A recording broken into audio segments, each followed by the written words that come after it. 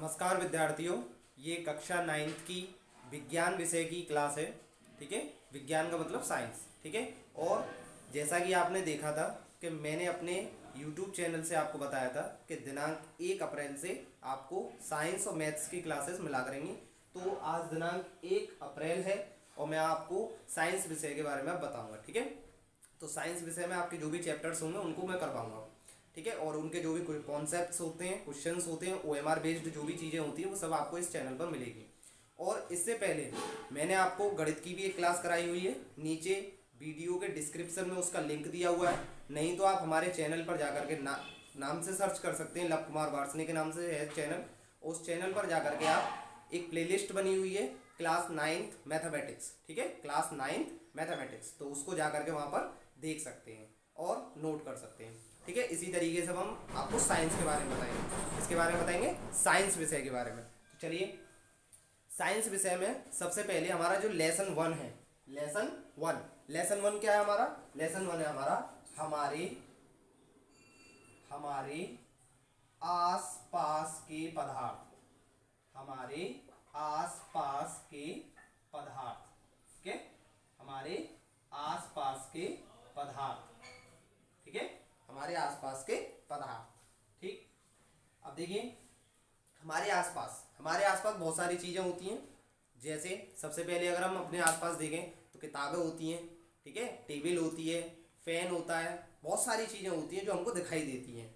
लेकिन कुछ ऐसी चीज़ें भी होती हैं जो हमको नहीं दिखाई देती हैं।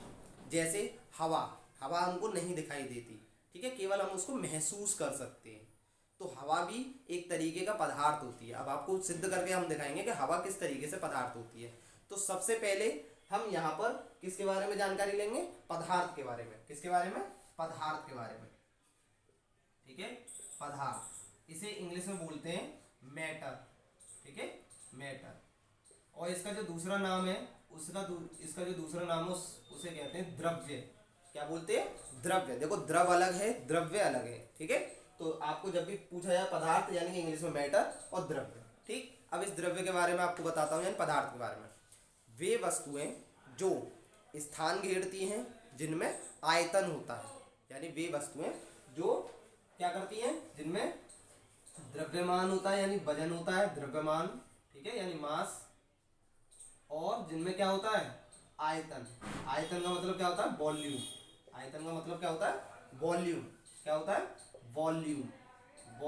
ठीक है, ध्यान रखेंगे इसे। यानी जिसमें ये दोनों चीजें होती हैं। और दूसरा, स्थान घेरती हैं। क्या करती हैं?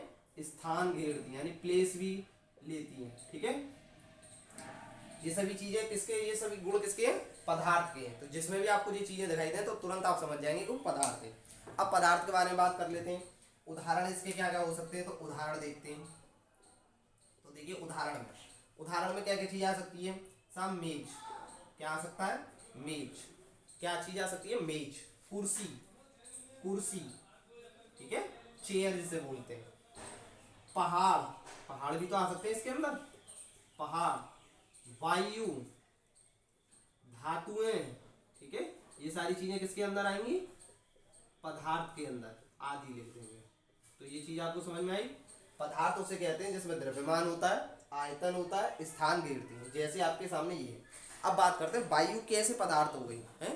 वायु कैसे पदार्थ में आ गई? तो देखिए, जब हम वायु को एक गुब्बारे में भरते हैं तो गुब्बारा पहले से पिचका हुआ है, उसको जब हमने उसमें भरा तो गुब्बारा क्या हुआ? फैलना शुरू हो गया। कैसा होगा? फैलना शुरू होगा। जैसे ही फैलना शुरू होता है तो उसने क्या किया? अपना छोटे से बड़ा आकार में आ गया। और बड़े आकार में तो यानी कि उसने अपना स्थान बड़ा किया। ठीक है, अब स्थान बड़ा कर लिया। एक गुब्बारे का वजन आप तोल करके देख लीजिएगा, फिर उसमें हवा भर करके उसको तोल के देखिएगा। ठीक है, तो दोनों में थोड़ा सा डिफरेंस हो जाएगा। थोड़ा सा डिफरेंस का मतलब उसमें द्रव्यमान आ जाएगा। ठीक है, थोड़ा सा उसमें द्रव्यमान बढ़ जाएगा, वजन बढ़ जाएगा। इसके बाद आता है आयतन। आयतन यानी पहले वो केवल इतना सा एरिया घेर रहा था, अब जब फूल जाएगा तो काफी जगह घेरेगा, तो आयतन भी घेरता है। ठीक है, तो इस तरीके से आप ध्यान रखेंगे। अब बात करते हैं पदार्थ का वर्गीकरण किस तरीके से करते हैं। ठीक है, इसमें हम क्या पढ़ेंगे? पदार्थ का वर्गीकरण, क्लासिफिकेशन ऑफ मैटर। पदार्थ का वर्गीकरण। ठीक है, पदार्थ का जो वर्गीकरण है वो दो तरीके से किया गया। कितने तरीके से किया गया? दो तरीके से। पहला भौतिक अवस्था के आधार पर और दूसरा रासायनिक अवस्था के आधार पर। पहला भौतिक और दूसरा रासायनिक, ठीक है, इस चीज को ध्यान रखेंगे।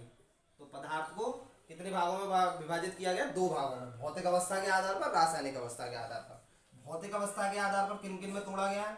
तो इसको 3 जगह पर तोड़ा गया है, ठोस यानी कि सॉलिड, द्रव यानी कि लिक्विड, और गैस, गैस को इंग्लिश में गैस ही कहते हैं, ठीक है। तो ये जो चीजें आपको समझ में आई, सॉलिड को एस से प्रदर्शित करते हैं, लिक्विड को एल से और गैस को जी से, ठीक है। तो इसके बारे में ध्यान रखें, भौतिक अवस्था के आधार पर ये 3 है। अब देखो मैं एक चीज और आपको बताता हूँ, पदार्थ जो होता है उसकी 2 अवस्थाएं और होती हैं, ठीक है। पदार्थ की 2 अवस्थाएं और होती हैं, यानी भौतिक अवस्था में ही 2 अवस्थाएं और होती हैं। जैसे कौन कौन सी होती है? एक अवस्था होती है आपकी प्लाज्मा, ठीक है, क्या चीज होती है? प्लाज्मा। और एक होती है आपकी BEC, जिसे हम बोलते हैं Bose Einstein condensate, Bose Einstein condensate, ठीक है। इसके बारे में भी ध्यान रखेंगे। तो कभी आपसे पूछता भौतिक अवस्था के आधार पर पदार्थ कितने प्रकार का है? तो 3 प्रकार की, ठीक है। मेनली उसको 3 ही प्रकार बताएंगे, ये 2 प्रकार आप अपने रखेंगे अपने पास कि हाँ ये भी होते हैं। अब बात करते हैं रासायनिक। तो रासायनिक के आधार पर क्या क्या होता है? रासायनिक के आधार पर होता है आपका, रासायनिक पदार्थ के आधार यानी कि रासायनिक अवस्था के आधार पर पदार्थ, एक होता है आपका शुद्ध, ठीक है, एक होता है शुद्ध और एक होता है मिश्रित, ठीक है, शुद्ध और मिश्रित, इसे बोलते हैं मिक्सचर, मिक्सचर, ठीक है, मिक्सचर, क्या बोलते हैं इसे? मिक्सचर, मिश्रण, ठीक है, मिश्रण, ध्यान रखेंगे। अब शुद्ध पदार्थ, शुद्ध पदार्थ के भी अंदर पार्ट्स होते हैं। शुद्ध पदार्थ के अंदर क्या क्या आते हैं? इसमें एक आता है आपका तत्व और एक आता है आपका यौगिक, तत्व और यौगिक, ठीक है, तत्व और यौगिक। और मिश्रण में कौन कौन आता है? यानी मिश्रण में आप जानते हैं, मिश्रण में एक समांगी मिश्रण आता है, जैसे होमोजीनियस बोलते हैं, क्या बोलते हैं? होमोजीनियस, ठीक है, समांगी मिश्रण। और दूसरा आता है एक विषमांगी मिश्रण, ठीक है, इसके बारे में भी लिखते हैं, विषमांगी मिश्रण, विषमांगी मिश्रण, ठीक है। तो इस क्लास में हमने क्या क्या चीज देखी अभी? सबसे पहले देखा पदार्थ, पदार्थ का मतलब जैसे इंग्लिश में बोलते हैं मैटर, मैटर यानी कि द्रव्य, इसका दूसरा नाम क्या है? द्रव्य। अब द्रव्य, इसकी परिभाषा कैसे लिखेंगे साहब? किसी ने हमसे पूछ लिया पदार्थ कैसे कहते हैं, तो बताएंगे वे वस्तुएं जिनमें द्रव्यमान होता है, जिनमें आयतन होता है तथा जो स्थान घेरती है, उन्हें हम क्या कहते हैं? पदार्थ कहते हैं। जैसे उदाहरण के लिए मेज, कुर्सी, पहाड़, वायु, धातुएं आदि, ठीक है। अब इसके बाद चलते हैं पदार्थ का वर्गीकरण। पदार्थ का वर्गीकरण 2 प्रकार से किया गया है, भौतिक अवस्था के आधार पर और रासायनिक अवस्था के आधार पर। भौतिक अवस्था के आधार पर 3 प्रकार से, रासायनिक अवस्था के आधार पर 2 प्रकार से, यानी शुद्ध पदार्थ और मिश्रित पदार्थ, ठीक है। भौतिक अवस्था के आधार पर ठोस, द्रव और गैस, ठीक है, ये इसके 3 प्रकार हैं। और आपको 2 और याद रखने जो आप एक्स्ट्रा में, जैसे प्लाज्मा है और BEC है। BEC का मतलब होता है बोस आइंस्टीन कंडेंसेट, ठीक है। अब बात करते हैं रासायनिक अवस्था के आधार पर। तो रासायनिक अवस्था में आता है शुद्ध पदार्थ और मिश्रित पदार्थ। तो शुद्ध पदार्थ को 2 जगह तोड़ा, तत्व और यौगिक में। किसमें तोड़ा? तत्व और यौगिक में। अब बात करते हैं मिश्रित की। मिश्रित का मतलब समांगी और विषमांगी, ठीक है, समांगी और विषमांगी। पदार्थ का वर्गीकरण आप इसको नोट कर लेंगे और इससे संबंधित जो भी प्रश्न बनते हैं या जो भी क्वेश्चंस होते हैं वो आप देख सकते हैं। और यदि आपको कोई चीज़ समझ में नहीं आई है तो नीचे उसको कमेंट बॉक्स में बता भी सकते हैं, ठीक है। और आज की वीडियो में केवल हम इतना ही पढ़ाएंगे, आगे की वीडियो में इससे आगे का जो भी टॉपिक होगा उसको देखेंगे, ठीक है। तो पदार्थ का वर्गीकरण और पदार्थ आपको समझ में आया होगा, ठीक है।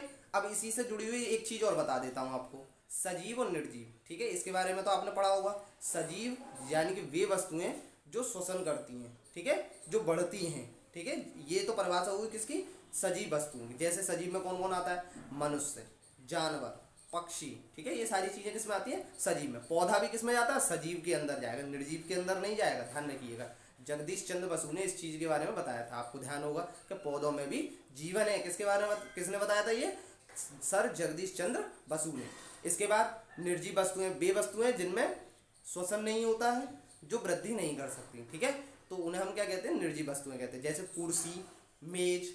अब ये देखना, पहाड़, पहाड़ में जान होती है? नहीं होती है, सीधी सी बात है, बढ़ ही नहीं सकता, ठीक है। धातु है, इनमें जान नहीं होती है, यानी ये बढ़ती ही नहीं है, ठीक है। इसके बारे में भी ध्यान रखेंगे और मिलेंगे अब नेक्स्ट क्लास में। धन्यवाद।